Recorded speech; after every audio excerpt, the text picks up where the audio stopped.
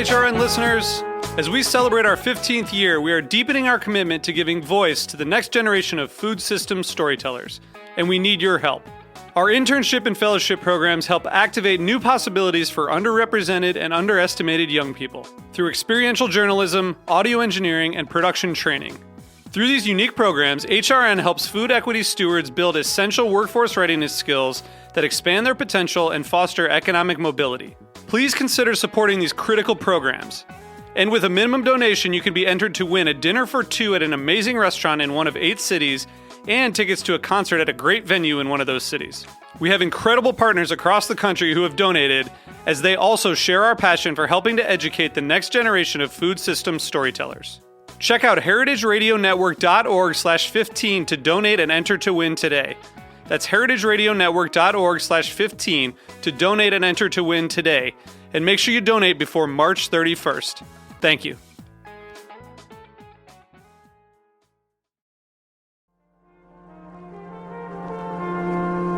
Broadcasting live from Roberta's in Bushwick, Brooklyn, you're listening to heritageradionetwork.com.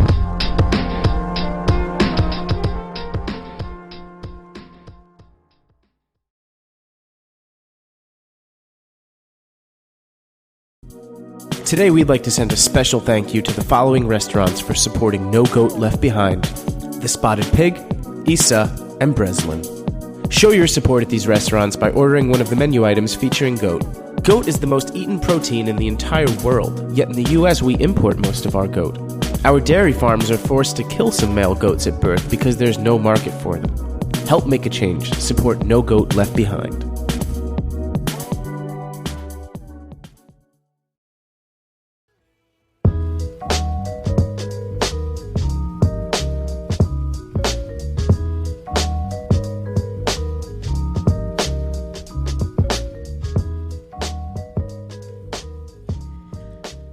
All right, it's Thursday, and you are tuned in to the Heritage Radio Network. I'm Erin Fairbanks, host of the Farm Report, and we are coming to you from the back of Roberta's at 261 Moore Street in Bushwick, Brooklyn.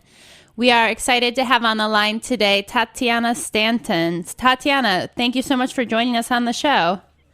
Oh, you're welcome. I'm looking forward to it. Great. So Tatiana is the goat extension specialist for the state of New York. She works through the Cornell University Animal Science Department. In addition, she's also owner of Hawk Hall Meat Goats. It's a meat goat farm in Trumanburg, New York. So Tatiana, it sounds like your world is filled with a lot of goaty goodness. That's very true. So I would love to start by hearing a little bit more what exactly it is that a goat extension specialist does. What I do is I work with people who are raising goats, and in many cases it's adults who might have a commercial dairy, someone who has a commercial meat goat operation, or it could be a hobbyist, a fiber hobbyist, and also I work with a lot of youth, and I help them with problems they're having with their goats or barriers that they're seeing in goat production, and then I also help them network with each other. So and get to find out, find other people who are doing similar goat things to what they're doing. Awesome. So you have been a great resource for Heritage Foods USA as they've embarked on their No Goat Left Behind project, both introducing us to the terminology of goats, but also to a network of farmers here in the Northeast. And I thought it would be good, as we hope to be speaking with different farmers throughout the month of October, or as we like to say, Goatober, to get some of the terminology cleared up. So I would love if you could maybe take us through a couple of things. One, starting with, meat goats versus dairy goats, kind of what the difference there is. And then what are kind of some of the common terms that you hear when referring to goats, and how do we really talk about them? What's the language? Okay. I think up to about 1982, most of the meat goats in the States were goats that were being raised fairly extensively. They weren't being managed real tightly. They were often what we would refer to as Spanish goats, which were goats that came in with the colonists, with the Mayflower and all that, or after the Mayflower, people brought goats in. They got, gradually got enough money to get a cow, and they'd let the goats loose, and the goats would say, boy, I don't want to live in the northeast U.S., I'm heading south. And sort of the same thing happened with the Spaniards as they brought in goats into Mexico and stuff. People would, a lot of those goats would turn feral and then say, boy, I'm going where it's greener. And so a lot of those goats ended up in the southeast U.S. and became what's known as the Spanish goat. And so a lot of our meat goats were Spanish goats, or they were often some sort of a cross of a dairy goat, like an Alpine Nubian cross or something like that, that would be used for meat. And then in 1982, things really changed around. We imported in the South African boar goat, and other breeds of meat goats have come into the States since then, with the sort of the difference that they're heavy. They're often good milkers, but they're not persistent milkers the way a dairy goat has to be. They'll only milk about 3 or 4 months of the year, and then their production will really drop because what they're mostly producing milk for is to feed their kids. Whereas a dairy goat can milk very easily up to 8 months, and her standard lactation that we're usually pushing her, wanting her to do is more like 10 months. So that's probably the main difference between the breeds. There's, size differences, and we usually have a slightly meatier carcass on a meat goat breed because they're more selected that way. Okay, so basically the difference between a meat goat and a dairy goat is kind of what you would assume. The meat goats are a little bit meatier, and the kind of genetics and the selection and the focus on that end has been towards animals that put on a lot of weight so that when the carcass stresses out, you have a higher percentage of meat or meat to bone versus a dairy animal where, if you're a dairy farmer, you're really interested in milk and milk production and milk quality, so you'd be looking for and selecting those types of traits. So does that mean on a dairy animal you're not going to have as much meat, or like how different, are they from a carcass standpoint? You'll often have a slightly, compared to the live animal, there'll be a little less meat to that carcass. Often there's more room and development to them. So that'll be a little bit of the difference, but really a lot of that has to do with more how they're managed.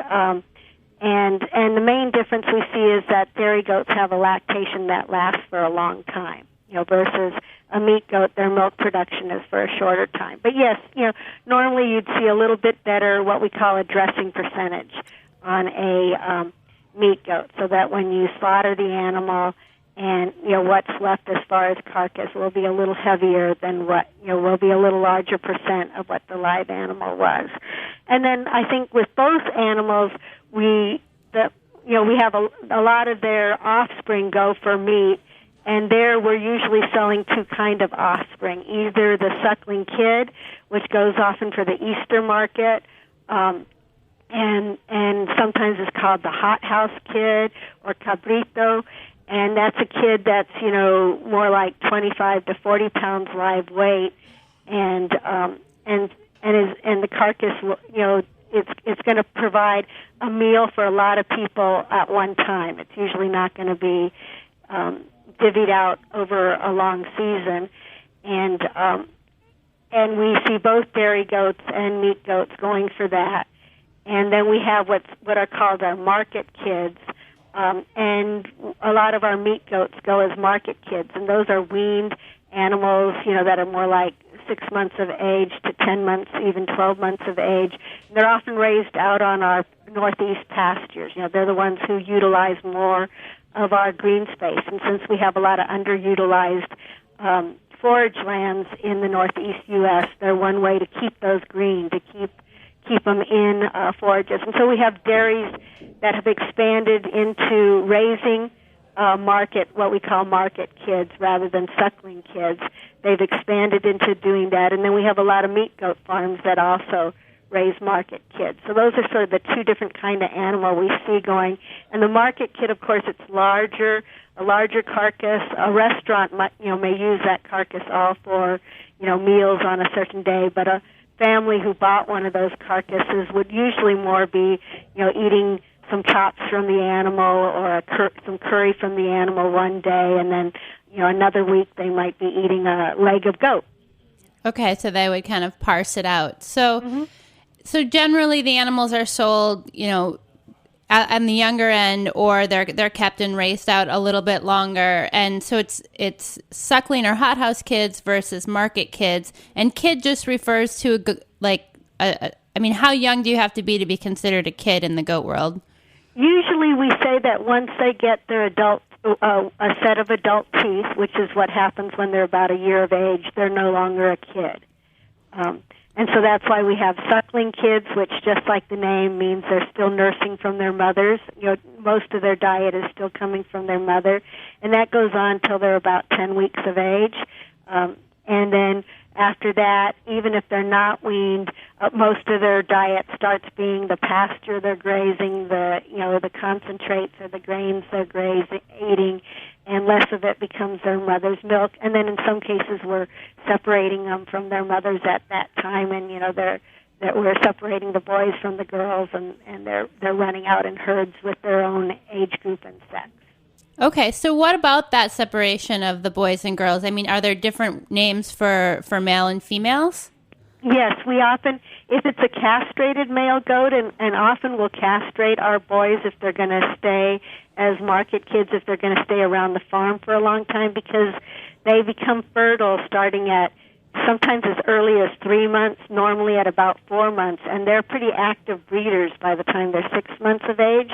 So because we don't want them to accidentally breed their sisters who are really too young for breeding at that age, usually at about 3 months of age, we'll separate them. So the castrated males who stay with their sisters we call wethers, and then the ones that we leave as entire males we call bucks or buck kids. And then the females are usually known as does or doe kids, and sometimes we'll call them doelings. Awesome. And, what is it as far as diet-wise? I mean, goats kind of have this reputation of eating everything. I mean, is that true? No, well, they're actually what's called selective eaters, but they're also what's called versatile eaters. So they change what they eat from season to season. And so certain seasons of the year, their favorite food is going to be the growing points of trees and shrubs, which may be, your valuable fruit trees if they get loose, or your rose bushes. But there's a lot of the brush here in the northeast U.S. that they do very good on. Our multiflora rose, our honeysuckle, all that. And then other seasons of the year, they really go for our native grasses and also our winter, our cold season grasses, our timothy and orchard grass, which are so common here. And one of their favorite foods are just forbs, which is just a name for broadleaf plants that have succulent stems. So these would be your dandelions, your curly dock, your plantains, what are often commonly referred to as weeds, and your goldenrod. And those, goats can convert, are feeds that they really like, and they can convert them into meat and milk. So, I mean, would you call goats grass-fed then? Not normally, because goats normally go to eat the growing point of a plant, and the growing point of a plant is actually where your fruiting bodies are, where you're going to find your fruits and your seeds. So traditionally, goats have usually had a diet that included seeds and fruit, so included concentrated sources of carbohydrates. And we do find that goats, because of this, and because they were browsers, they're not used to eating in a low canopy where we're going to have more worm problems, unlike our sheep and our cattle. So our sheep and our cattle have learned to be resistant to the parasites that you're going to find in low canopies like that, because of course, as animals poop, their poop is in those low canopies, is in the grass, and so sheep and cattle get exposure to grazing fairly close to their poop and fairly close to the worms that can be in that poop. Versus goats, traditionally, because they were versatile eaters and ate a lot of browse, don't have that, haven't had that evolution to really fight internal parasites. So they do great nutritionally on our grass legume pastures that we see all over New York and the rest of the Northeast and our hay fields and all that. But they do health-wise, they have trouble with parasites. So because of that, we often find that if we can keep them in a fairly good nutritional, have them getting a little extra nutrition, and often that extra nutrition comes from concentrates, that it often helps to give them a little bit of concentrate food. And that's actually not that far from what the diet they would have had in nature. Okay, so if I'm imagining like I'm out standing in pasture with the goats, they're kind of milling around and taking a nibble here and a nibble there. It sounds very like dainty. They're not kind of going at it, munching right down into the ground. What you mean is they're kind of like move around and take the like nice bits that they think look most tasty. Right, they're selective eaters. They have their upper lip is similar to the upper lip of a giraffe or a horse, and that means that they're able to actually wrap it around the part of a plant they like the most. Like if you see them eating multiflora rose or eating brambles, they can really avoid the thorns. And so and if you watch them in a pasture, they'll often be running from one part of the pasture to the other part of the pasture. They're very mobile animals, and that's one reason why they don't gain weight as fast as a lamb or a calf would, is because they're constantly on the move. And as I said, they're versatile eaters, so they're going through that pasture finding part of this and part of that. At the same time, our pastures are very nutritious for them, so as they're in there, if they're in a section of pasture for 2 days, it will look, very nicely mowed when they're done with it. But not nearly as short. They usually don't graze nearly as short as a sheep would graze. Okay. And when you say concentrates, I mean, is that like a protein powder of the human world, or what do you mean by that? A concentrate essentially means a concentrated form of carbohydrate, so that would be like something like corn or oats, something that's high in carbohydrates. A lot of the concentrates that we feed to our goats and to the rest of our livestock are actually grain byproducts. So when your wheat goes into a mill to be made into flour, the byproducts from that, the wheat bran or the wheat middlings, those are made into livestock feeds. And the nice thing about those is compared to the wheat alone is they're a little higher in very complex carbohydrates, or what we call fermentable fiber. So the wheat bran might be a little harder for us to digest, but for a goat, they're excellent feeds, because goats, of course, have 4 compartments to their stomach. They're what we call ruminants. They chew their cud, and that fermentable fiber that's in those grain byproducts is very good for them. Just like our pastures are very good for them. All of that provides the fermentable fiber that's needed by their rumens. Okay. And so we really are a perfect growing area for many of our goats. Yeah, so it's curious. So, one of the things that we've been talking a lot throughout the No Goat Left Behind project is that goat is, the most widely consumed protein in the world. And geographically, it spans a really, pretty broad range of climates. And so how does the environment in the Northeast fare, and just, I mean, if you can comment, how the Northeast compares not just to, to other regions in the U.S., but also kind of globally, what do we have here? And are there certain things that are advantages or disadvantages for farmers in the Northeast? I think we have underutilized green space with forages growing in them that are very nutritious for goats.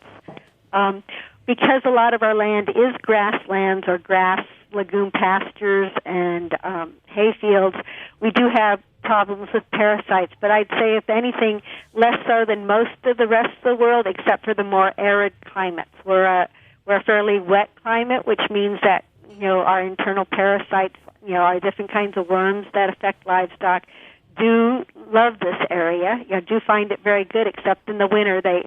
A lot of them do get killed off over the winter, which gives us an advantage over the southern U.S. And then the only real, when it comes to parasites, our biggest problem in the northeast U.S. is we have white-tailed deer that do great here. If you look at the size of them, they're really huge compared to in other parts of the U.S. our deer do great here. Unfortunately, they get a worm that we just call the deer worm, that when it gets inside sheep and goats and llamas and alpacas, it gets confused and it has trouble getting completing its life cycle in them, and sort of wanders all over the place, and it can cause some nerve damage. And usually that doesn't affect very many goats in the herd. They have to eat a slug or a snail in order to get that worm.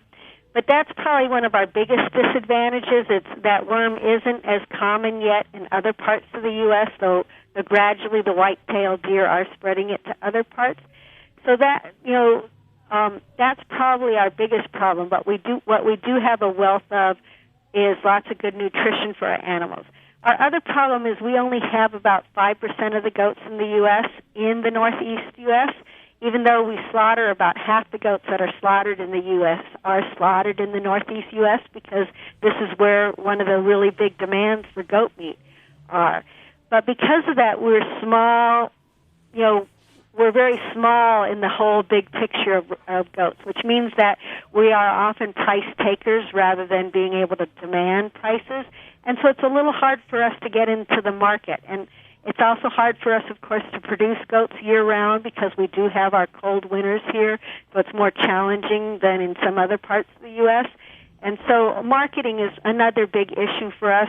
And then also, I think throughout the U.S., we're seeing problems with a lot of our small mom-and-pop slaughterhouses are disappearing, and that's a real problem. We really need to find a way to keep those slaughterhouses active and going because that's so important for our local market of goat meat and the rest of the livestock we produce in the Northeast.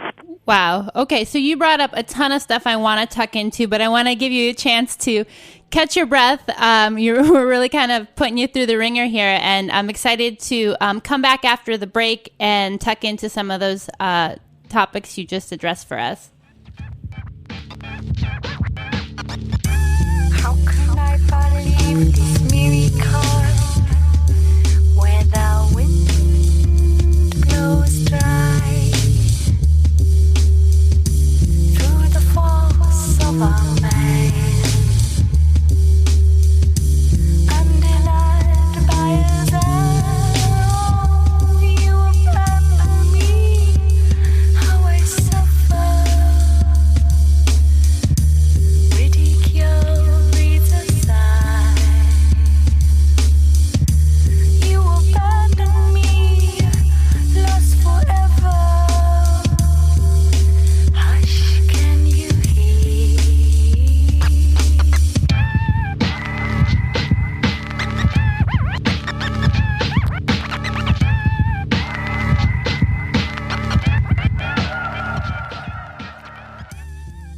Okay, we are bringing it back. You're listening to the Farm Report, and we are on the line with Tatiana Stanton, who's taking us through the world of goats. Tatiana, before the break, you were kind of talking a little bit about how the Northeast compares to the rest of the country and the world as far as goats and goat production. And one of the things that you mentioned that is a little peculiar to me is that, well, the Northeast is only producing somewhere around 5% of the animals, of the goats in the Northeast, 5% of the goats in the U.S. The majority of goats are slaughtered in the Northeast. So how does that work?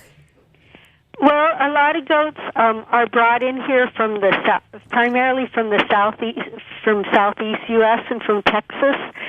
They're brought to. We have a very large regional auction at New Holland, Pennsylvania, and so they're brought into there and then slaughtered in the Northeast. So often, a producer in Vermont or in New York is going to be competing with a trucker who is able to bring in, a semi-load of goats, very reliable every month from Texas or from Georgia or from Tennessee. And so, we're at a disadvantage that way when it comes to trying to get our goats into, say, for example, the New York City market. And what that is really are just kind of these economies of scale, essentially. Very much so. Okay. Yes. And so who are goat farmers, in the Northeast, and how do they compare with goat farmers out? Is there a long history of goat farming in this region, or is this something that farmers are getting into? Is it what like the main thing people do, or is it a component as part of like a more dynamic farm system? In the case of our commercial goat dairies, it's often a full-time, very serious business. And the meat goat part of it, is sort of a way to get another stream of income, out of it. And so it helps to keep that commercial goat dairy going. It helps keep it sustainable. In the case of a lot of our other goats and our meat goats, it's a part-time, enterprise, where people often have a full-time job, and that's a nice thing about small ruminants like sheep and goats, is you can maintain, a herd. Often our typical herd in this area is about 25 adult female animals for sheep and for goats, and so you can maintain a herd like that and utilize your green space, your pastures and stuff, and your abandoned hayfields and stuff for sheep and goat raising, and yet hold down a full-time job or a part-time job. So they often help pay the property taxes so that people are able to stay on what were their farms. We see dairy farmers that are retiring out of dairying, as they get older, saying, gee, I don't really want to get into beef cattle. I like the idea of a smaller animal, and so they'll look more towards sheep and goats. And then we have a lot of hobbyists, because goats are very personal animals. They really bond to humans. We'll often see people going, I don't really want to raise a couple of lambs as a pet, but gee, I'd love to have a dairy goat in the backyard and get some milk from her and maybe breed her to a South African boar buck and get some really meaty kids from her. And then those kids will go for the slaughter market, or there'll be young people's 4-H projects that'll then eventually go to different meat markets, different local auctions, or be bought up by different packers in the area to go into New York City or go into Buffalo or bigger towns. And then a lot of people raise goats more and make their own cheese, get their own meat from them, and and if we're doing Angoras and stuff, get their own fiber from them. Okay, so I'm curious, there it seems like there's a lot of goat kind of happening in the U.S., and I know kind of according to recent USDA figures, and I think so far this year the states have imported around 17 million pounds of goat meat. And yet, when I go to a restaurant or when I go into a grocery store, and I don't know if that's just a New York thing, but it's rare that I see goat on a menu, or rare that I see goat offered in a butcher case or in a deli case. So who's eating all this goat? A lot of our goat is considered to be an ethnic market. So at Easter time, it's our suckling goats are going to Italian and Greek families that have kept up their eating habits from when they immigrated into the United States. When we're doing our market kids, they'll often be Muslim families, Hindi families, African Christian families who have kept up their goat eating habits as they came into the United States, and are looking for goat for New Year's, for the different Muslim holidays like Festival of Sacrifice, which will be coming up in November. And so we do consider it an ethnic market or a niche market. In truth, many of us, if you look back, many of us whose families immigrated to the United States, generations ago, as we look back to what our families were eating before they came to the U.S., one of the meats they were eating and one of the milks they were, cheeses they were eating and milk they were drinking were goat meat and goat milk. But we had more that melting pot philosophy in those days, where people were trying to be as American as possible, and part of that was to sort of get into what was becoming more and more, American food. And instead, we have, in the last 20 years, gone more to the salad bowl mentality, where we've celebrated a lot of the food coming from all over the world. International food has become very important. As you go around in New York City, you'll see restaurants for all sorts, that are based on, cuisines from all over the world. And that's where you really see goat, is in more that ethnic or international cuisine market.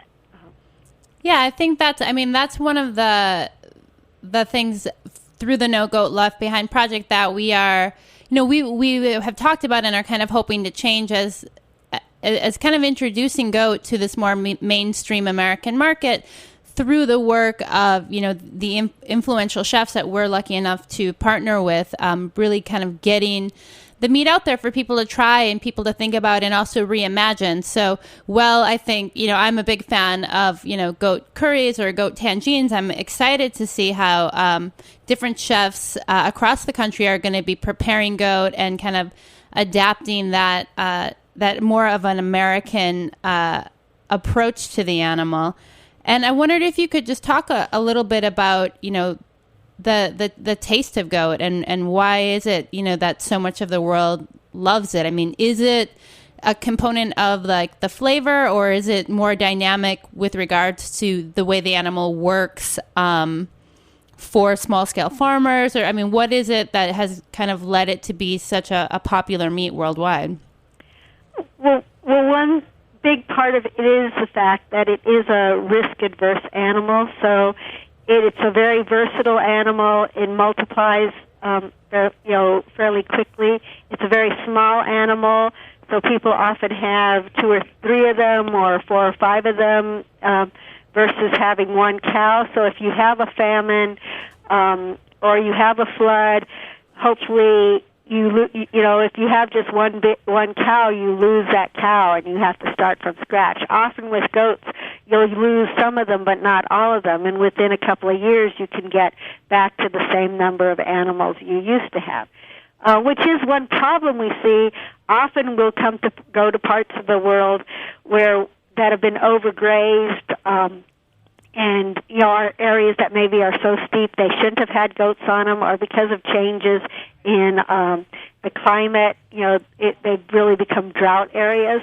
And unfortunately, the animal that's left standing there is a goat, because the goat is such a survivor. So we'll often blame all the problems that are occurring on goats. And it is true that goats like to girdle trees, so they can be quite damaging if not carefully handled. But traditionally, the way people used to herd them and the way we keep them controlled in the United States are actually very positive for the environment. But that was one reason why we have seen goats used so much. It was considered the poor man's or the poor family's cow, and all that. But the other thing, for many people, once they've tasted goat, it becomes one of their favorite meats. I know it's my favorite meat, and it's a cross, I'd say, between beef and venison. It's very beef-like in its taste. It is a fairly low-fat meat because goats put on their fat externally or else over their internal organs, which means that when you slaughter them, it's very easy to trim that fat. So you don't get marbling, but marbling is not particularly healthy. That when you have that fat running within the muscles of an animal, you're eating that fat along with the muscle, and that's not real good for you. So in a goat, we normally don't see that unless the goat is just amazingly fat. Instead, the fat is easily trimmed off, and so you're getting a low cholesterol meat that's similar to chicken with the skin off as far as its cholesterol content. But it's very tasty meat. It is, because it is lower in fat, it does need to be cooked usually fairly slow and usually with moisture, and that's why it's used so much. It's such an excellent meat in curries and stuff. And in seco de, my family's from Ecuador, and what we ate was seco de chivo, which was a goat stew that often has, it has some wine in it if you're from a wealthier family. But really excellent. It's really excellent for things like that. I know my favorite dish is to do a jerked leg of goat, so more a Jamaican-style jerk that you'll then pat on goat. And traditionally in Nigeria and lots of Africa, you see more where you make pastes out of different spices and onions and hot peppers and plaster those on pieces of goat, essentially on goat roast, and then cook that slowly, or barbecue that slowly, and those are often a main dish. It's very well known as a festival meat. For families who very rarely eat meat, when they do eat meat, it'll be what they eat for their festivals. Say in Jamaica, your curried goat there that you're going to eat with your manish water, which is your soup made out of all the parts of the goat that aren't in the curry. And it really lends itself well to spicing. It's a very hearty meat, and so a lot of people really like the texture of it. And it's a very mild-tasting meat, which is surprising when you think of how smelly male goats are. It's a very non-muttony sort of meat. It really has a very nice taste to it that people love once they taste it. Excellent. So how do you see the No Goat Left Behind project kind of fitting into the broader landscape of opportunities for goat farmers in the Northeast? I think it may help us get that niche into New York City that we're all just dying to have, to see more New York goat and more Northeast goat coming into the city. It would provide a second stream of income for a lot of our commercial goat dairies in the Northeast U.S. It would provide a more direct market for our goat meat, rather than having to go through a lot of different middlemen. We might only have to go, through one middleman to get into the city, which would be just great.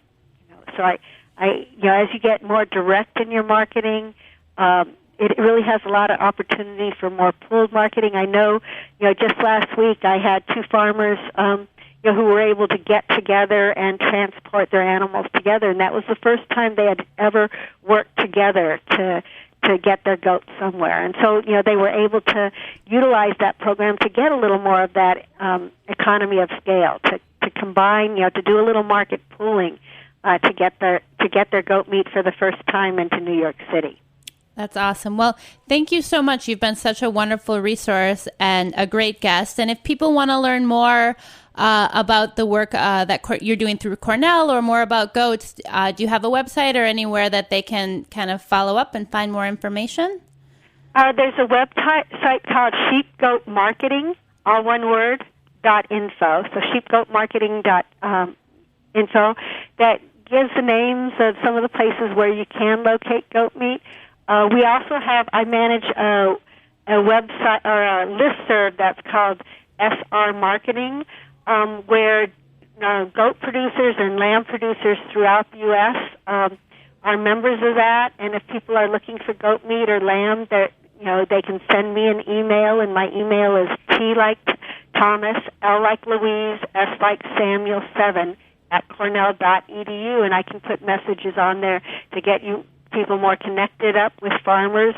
And then I have a website at Cornell that's www.ansci.cornell.edu/goats. Awesome. Tatiana, thank you so much for joining us. And we would encourage all of our guests to check out some of those resources and to visit us at the Heritage Foods website to find out where they can get goat. Throughout the month of October, I think 50-plus restaurants throughout New York City will be serving it. I know today, if after hearing the show you can't wait to get some, head over to the Heritage Meat Shop at the Essex Market. Ask Dan for a little bit of goat. And we look forward to having you tune in next week. Thanks for listening to The Farm Report.